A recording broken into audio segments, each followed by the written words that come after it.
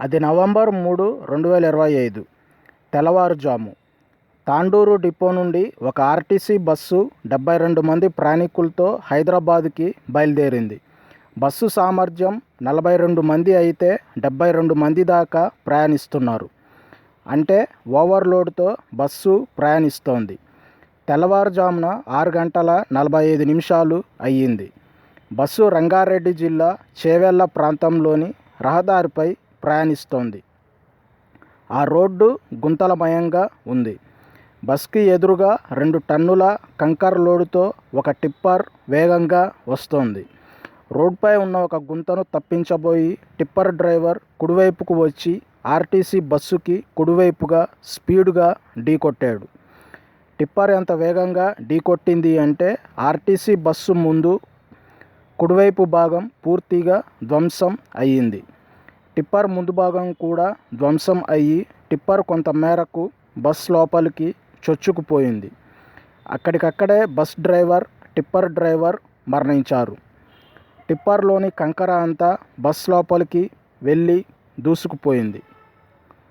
Bus వెనుక 2-3 వరుసల సీట్ల వారిపై తప్ప ముందు భాగంలోని వారందరి మీద ఆ కంకర పడింది. చాలామంది ఆ కంకరలో మునిగిపోయారు. అంటే వారి తలలపై కూడా 2-3 అడుగుల పైన కంకర నిలిచిపోయింది. కొందరికి నడుముల వరకు కంకర వచ్చింది. కంకరలో మునిగిపోయిన వారు చనిపోయారు. నడుము లోతు వచ్చిన వారికి కాళ్ళు ఫ్రాక్చర్ అయ్యాయి. వెనుక 2-3 వరుసల సీట్ల వారు భయభ్రాంతులకు లోను అయ్యి అద్దాలు పగలగొట్టి బయటపడ్డారు. ఈ ప్రమాదంలో 19 మంది చనిపోయారు. 20 మంది దాకా గాయపడ్డారు. ప్రమాద విషయం తెలిసిన వెంటనే పోలీసులు అక్కడికి చేరుకున్నారు. సంఘటనా స్థలాన్ని పరిశీలిస్తే జేసీబీ సహాయంతో మాత్రమే ఆ కంకరను తీయగలమని భావించి జేసీబీని అక్కడికి రప్పించి బస్సు ఒకవైపు భాగాన్ని కిటికీల గుండా పగలగొడుతూ బయటకు తీశారు. అదేవిధంగా అటువైపు భాగాన్ని కూడా తీశారు.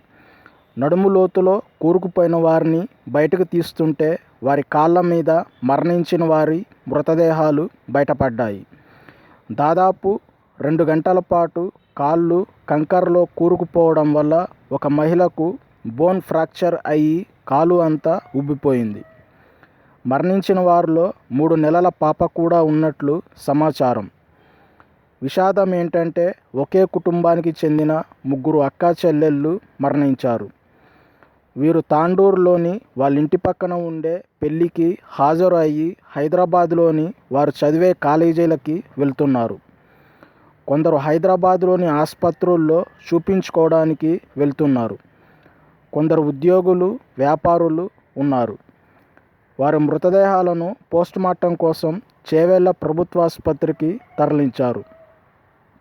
గాయపడ్డ వారిని హాస్పిటల్కి తరలించి చికిత్స అందిస్తున్నారు.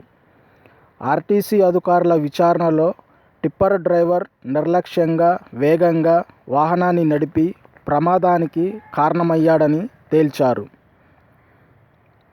మరణించిన వారికి రాష్ట్ర ప్రభుత్వం 5 లక్షలు, కేంద్ర ప్రభుత్వం 2 లక్షలు, మొత్తం 7 లక్షల ఎక్స్గ్రేషియా ప్రకటించింది.